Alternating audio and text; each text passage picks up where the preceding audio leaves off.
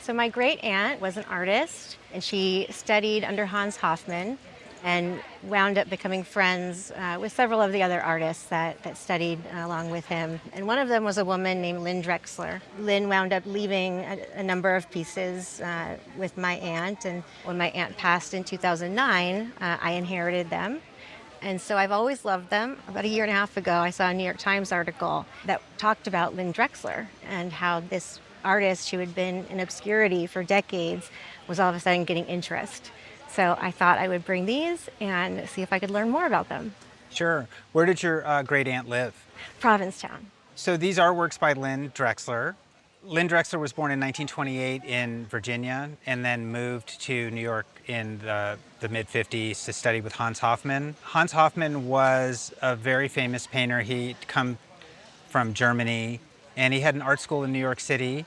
He was a teacher, and also later he had a school in Provincetown, Massachusetts.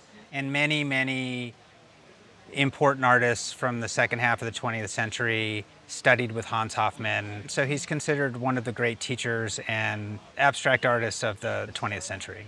Lynn Drexler passed away in 1999 on Monhegan Island in Maine, where she had moved for the last years of her life. Lynn Drexler was considered an abstract expressionist. These are great examples of her work. This piece is from 1959, and this piece is from 1961. Both of these paintings are oil paintings on canvas. Both paintings are signed and dated on the back. The smaller one's also titled Redwood Time.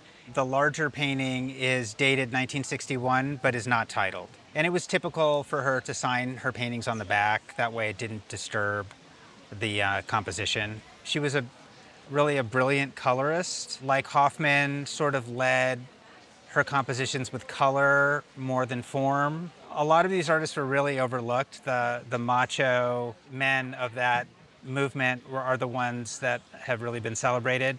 But in recent years, there have been several books written, and there have been several exhibitions really focusing on the women abstract artists of that period. So your great aunt was friends with the artist and got these directly from the artist? Yes. So what did she pay for them? Nothing. A lot of the artists that would stay with her and up in Provincetown would, trade art, or they would work in each other's studios and leave things behind. Sure. The works from the 50s and the early 60s are the most desirable. These are small and medium-sized paintings for her. The market has really shifted in the last few years. There have been a couple of major galleries in New York and in London and overseas that have done major shows, and so they've started moving into major collections. And they've also done very well at auction. If the smaller painting were to come to auction, I believe that value would be $50,000 to $70,000. Wow. Wow. Who would have known? Just a small little painting that I've had on my wall for 15 years. That's amazing. And the larger painting, I believe if this painting were at auction, it would sell for between $300,000 and $500,000. Oh my goodness. I'm speechless. Wow.